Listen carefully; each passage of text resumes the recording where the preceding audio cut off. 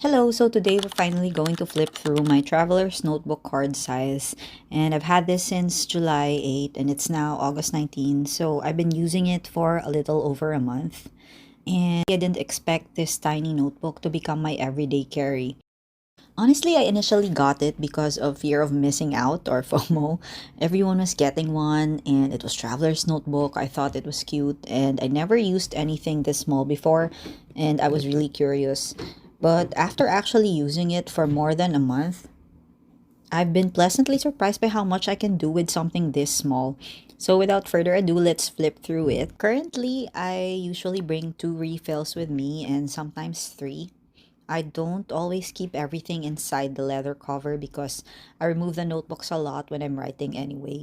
And just a side note, I recently found this other tiny notebook at an art market just last week here in the Philippines. And I was so happy when I saw it because finding refills around this size has actually been one of my biggest problems. And I'll talk more about this one later. But first, let's start with the original Traveler's Notebook refill. This is the first refill I've been using since July 8th. And as you can see, I still haven't finished it. Part of that is because I have other notebooks that I use at home, but I also think I'm subconsciously trying not to finish this too quickly because the original refills are actually quite difficult to find.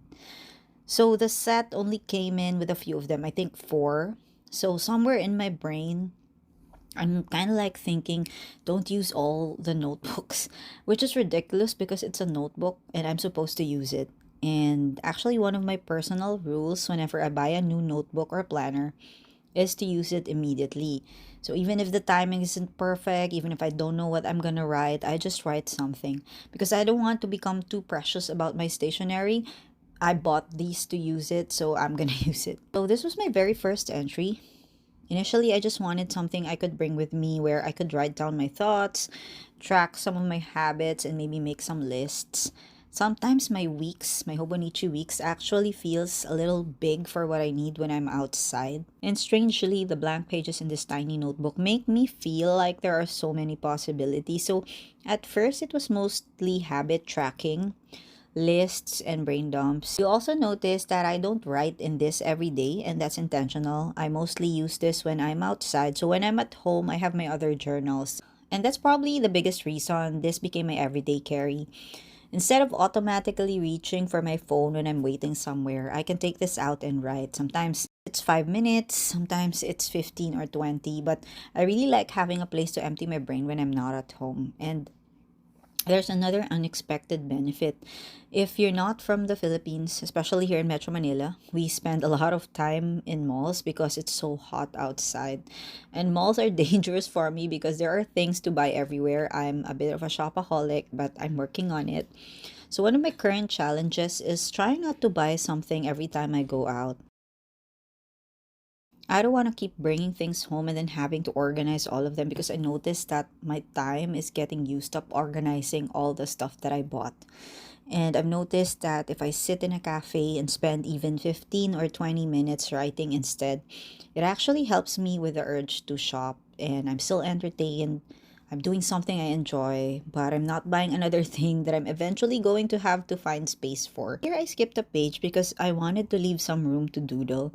And lately I've been also experimenting with done lists instead of the usual to-do lists. And I've been enjoying it so much. So usually I have maybe five major things that I really need to accomplish for the day. But throughout the day, I'll write down the things that I've actually finished, even the little things that made me feel productive. And then I mix that with random thoughts and brain dumps. So I think that's really what this notebook is becoming for me. It's not this perfectly organized planner, it's more like a tiny place to capture what's happening in my brain while I'm out instead of using the phone. I mean, there's nothing wrong with that. It's just for me, I think I feel more productive if I do this. And one thing I absolutely did not expect was how much this could replace what I normally use my Hobonichi weeks for. I'm still using my weeks, I'm not abandoning it, and just for reference, look at how small this notebook actually is. So that's the funny part. You look at this and think, what could you possibly fit in there? And apparently, a lot. And If this is your first video from me, I've actually been journaling consistently for about 6 years now while working full time. And when I say consistently, I don't mean I have one perfect journal. I currently have 5 journals that I'm actively filling. So I'm very much a believer that you can make journaling a part of your life even when you're busy.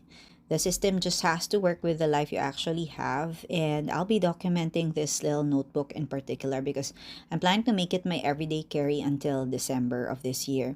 So if you want to see whether I actually keep using it, how many of these tiny refills I managed to finish, and how this setup evolves, you can subscribe and follow along.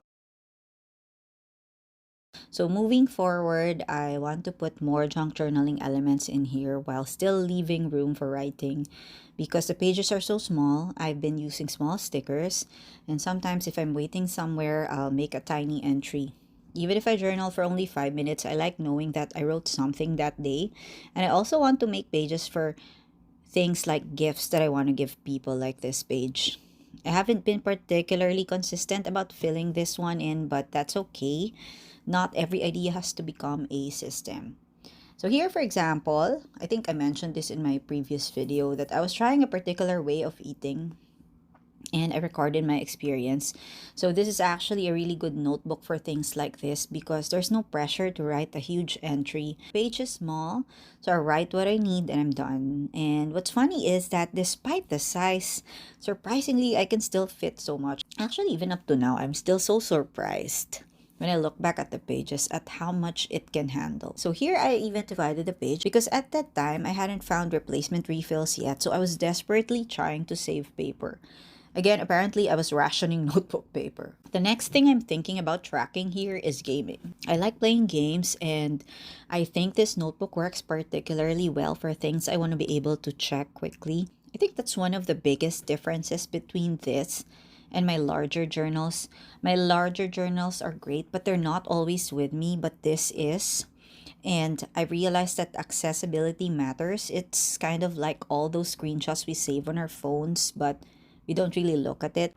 Technically, the information is there, but if you never look at it again, how useful is it really? With this, I can just flip back and it's always with me. And then I was organizing my stationery and rediscovered this habit tracker stamp from Flying Tiger.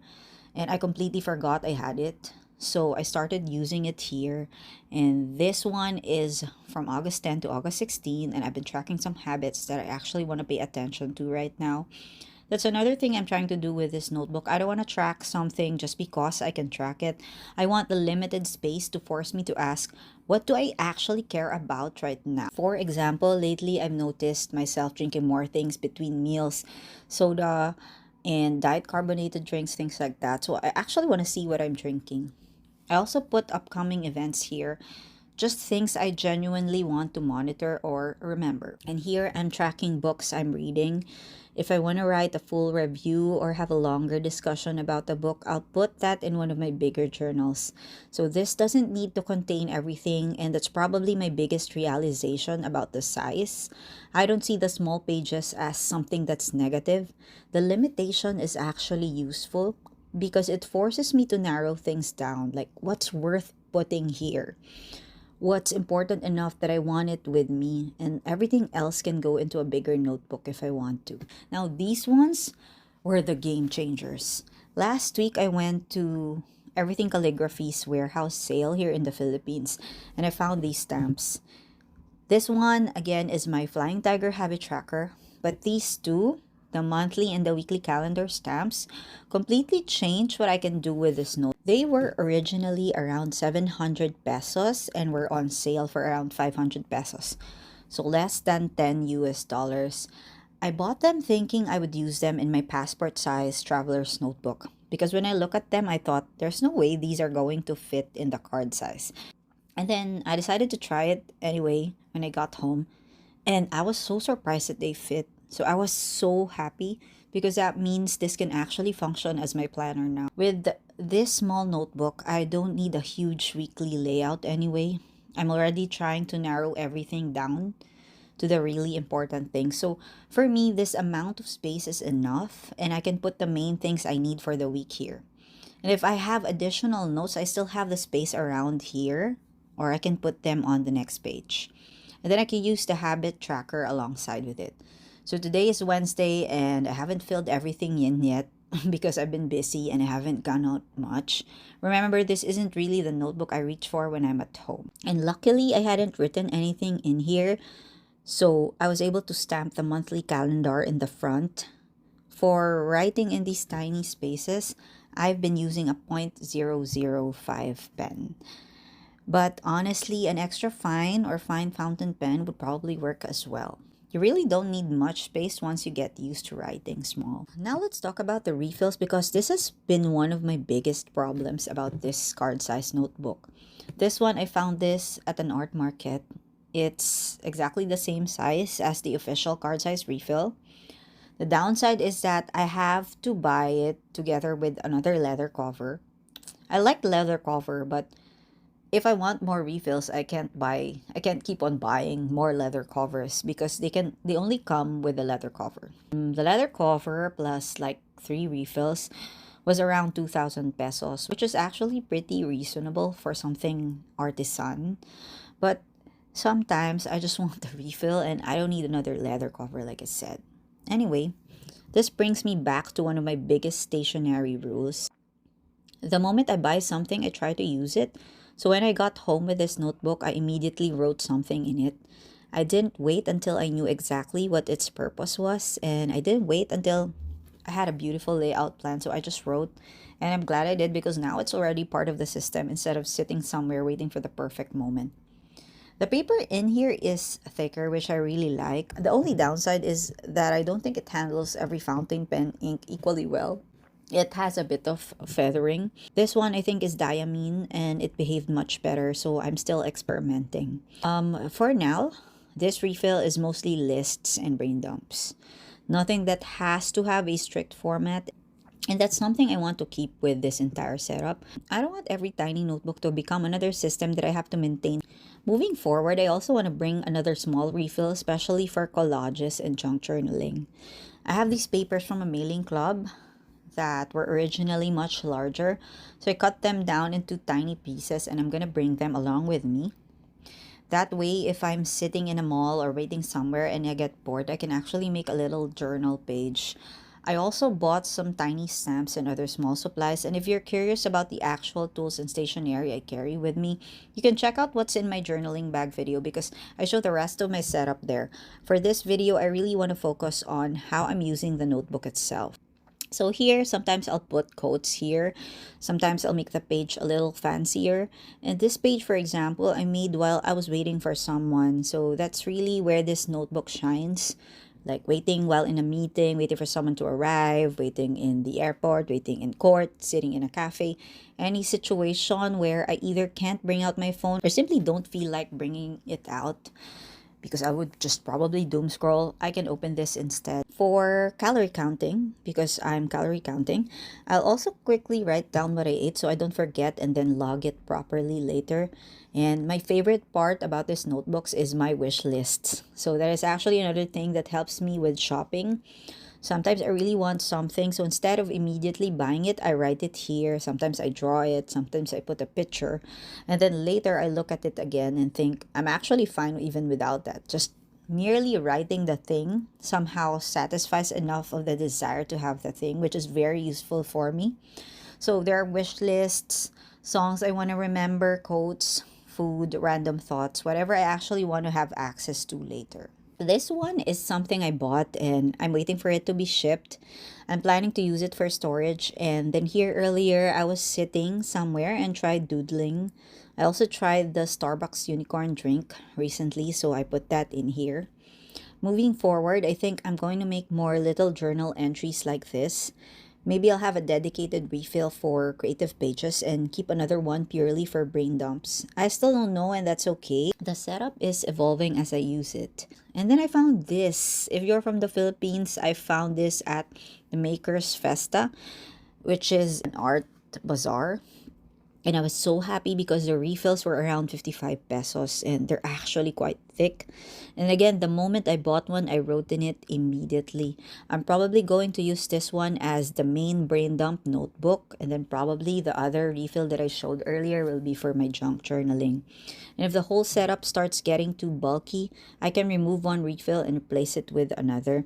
That's also why I don't obsess over keeping everything perfectly attached to the leather cover, because I'm constantly moving things around, and this clip also comes in very handy for that. Okay, so this is basically my new obsession. I'm even thinking of asking the artist who made this if she can make card-sized journals specifically for me, depending on what her minimum order is, because I still love the traveler's notebook refills and I just need a reliable source for the refills.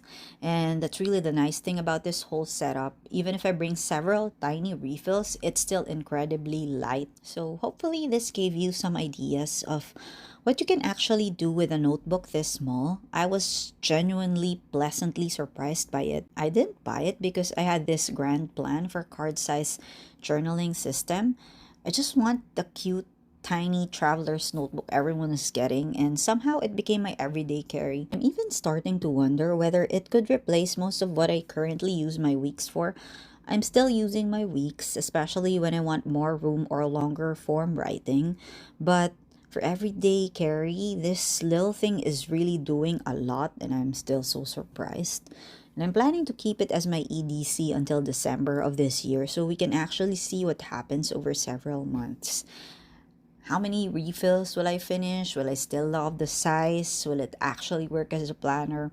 And then there's another question I haven't figured out yet. What am I going to do with all these tiny notebooks when I finish them? They're easy to store because they're so small.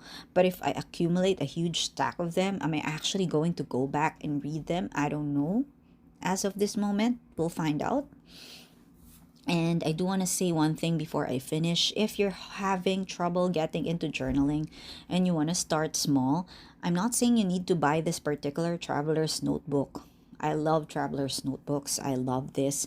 But I still think it's expensive for what you actually get. You are paying a lot for a very tiny piece of leather, and there are much cheaper notebooks around this size. This one, for example, my favorite, was around 400 pesos, and I really like it. So the lesson for me isn't go buy this traveler's notebook, it's try a tiny notebook. If a big blank journal intimidates you, something around A7 or card size can be such an easy place to start.